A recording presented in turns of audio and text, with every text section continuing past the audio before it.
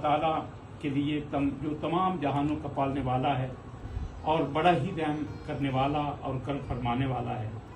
ये जो मैं किताब पढ़ रहा हूँ ये इसके मुसन्नफ़ हैं होमियो डॉक्टर अब्दुल अजीज़ अवान साहब, और किताब का उन्वान है राज़ कायनात और पैगाम कुरान। इन्होंने जो आयत नंबर सूरह फातिहा की 1 और 2 की मैंने आपको वो तर्जमा सुनाया, आज से 300 साल पहले भी मौजूद दुनिया के नक्शे नामुकम्मल ही थे।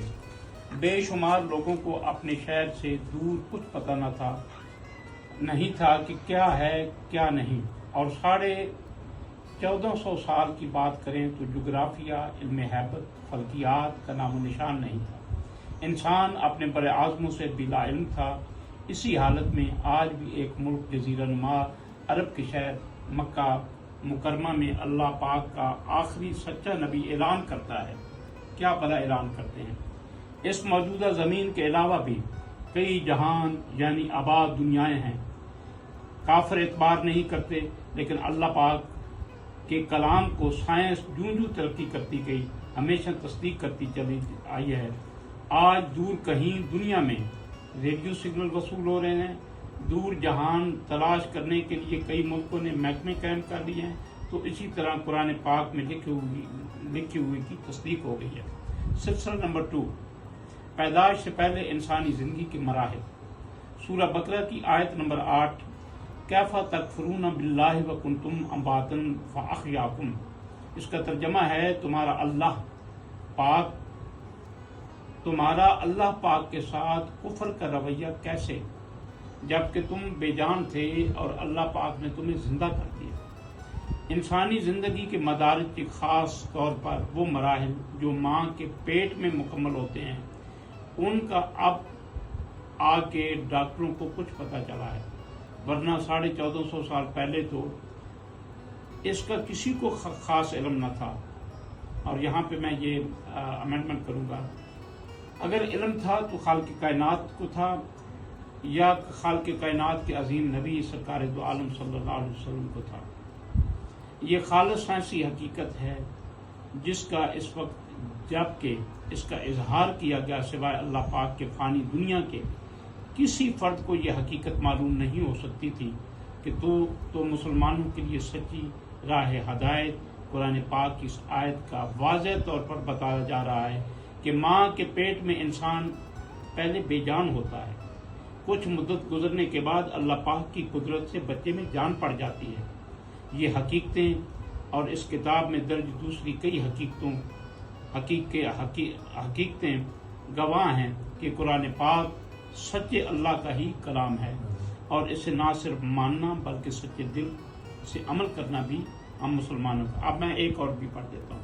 कायनात में एक से ज्यादा कायनातों में और आसमान की खबर। सूरह बकरा आयत नंबर 29, सुम्मस्तवा इलस समाए फसव्वहुन्ना समआ समावात वहुवा बिकुल्लि शैइन अलीम। फिर अल्लाह ने, इसका जो तर्जमा, फिर अल्लाह पाक ने ऊपर की तरफ तवज्जो फरमाई और 7 आसमान दुरुस्त करके इस्तेवार किए, और वो अल्लाह पाक हर चीज का इल्म रखने वाला है। कुरान पाक की इस आयत मुबारका में अल्लाह ताला आसमानों की तख्लीक के मुतल्लिक़ बयान फरमा रहे हैं। याद रहे कि जिस वक्त कुरान पाक नाज़िल हुआ उस वक्त इल्म की कमी की वजह से सब लोग आसमान को एक नीली छत और चंद गिने चुने अजराम फल्की से वाकिफ थे।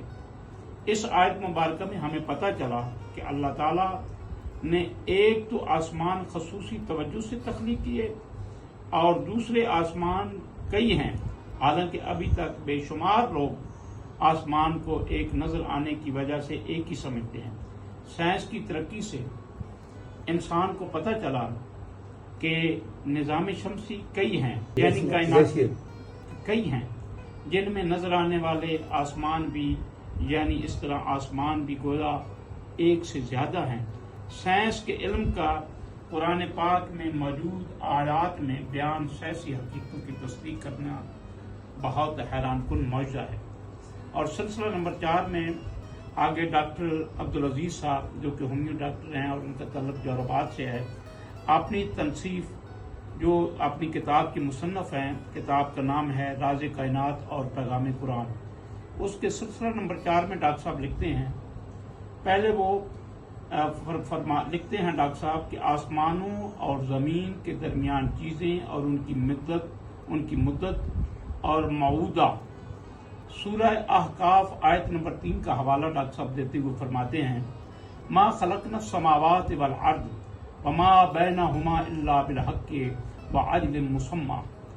ترجمہ ہے اس آیت پاک کا کہ اللہ پاک فرماتے ہیں کہ ہم نے زمین، آسمان اور ان کے درمیان تمام چیزوں اور مخلوقات کو حکمت کے ساتھ اور مقررہ مدت کے لیے تخلیق کیا۔ اللہ پاک نے یہاں 2 معلومات بیان فرمائی ہیں، ایک تو یہ کہ آسمان اور زمین کے درمیان خلا نہیں، سبحان اللہ، خلا نہیں ہیں تو تمام نہایت حکمت کے ساتھ پیدا فرمائی ہیں۔ تو ہم دیکھتے ہیں کہ تمام قدرتی چیزوں کی لاتعداد خوبیاں یا خواص لگاتار ظاہر ہو رہے ہیں۔ دوسرا کہ ان تمام چیزوں کی میعاد مقررہ ہے، یعنی یہ سب چیزیں اور مخلوقات فانی ہیں۔ جانداروں کی مقررہ زندگی تو سب کے سامنے ہے، باقی سب فانی ہے۔ باقی جمادات یعنی زمین اور اس کی بے جان چیزیں، اجرام فلکی، ستارے، سب فانی ہیں۔ آسمان کی نئی تھیوری نے بلیک ہول تھیوری مکمل فنا یعنی قیامت ہی نظریہ ہی تو ہے۔ اسی طرح آسمان اور زمین کے درمیان موجودات میں بے شمار مفید چیزیں پائی جاتی ہیں۔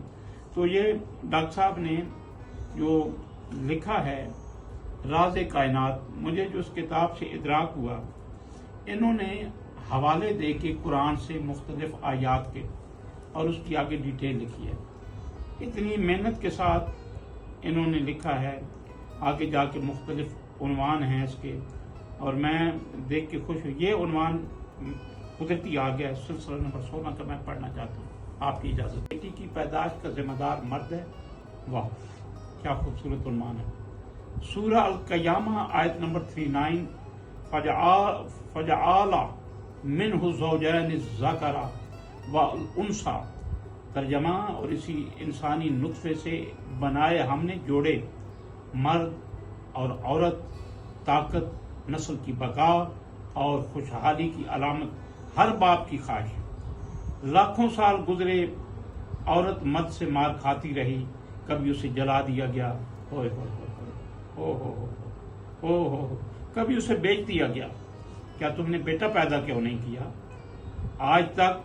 آج سے 1450 سال پہلے صحرائے عرب میں اللہ کے سچے مذہب کا ظہور ہوا، اور اللہ پاک نے اس آیت میں خود فرمایا کہ بیٹا یا بیٹی ہونے کا دار و مدار مرد کے نطفے یعنی مرد پر ہے۔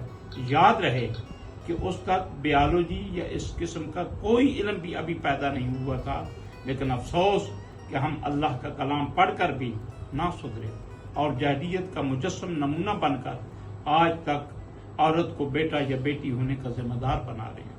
لیکن اللہ کے کلام میں یہ علم اور اس کا صدیوں پہلے اعلان دین اسلام کی سچائی کا ناقابل تردید ثبوت ہے۔ سبحان اللہ، بہت خوبصورت اور بہت اعلیٰ۔ میں آپ کو شاباش پیش کرتا ہوں۔ اور کتنا ڈاکٹر صاحب آپ نے خوبصورت لکھا ہے جی۔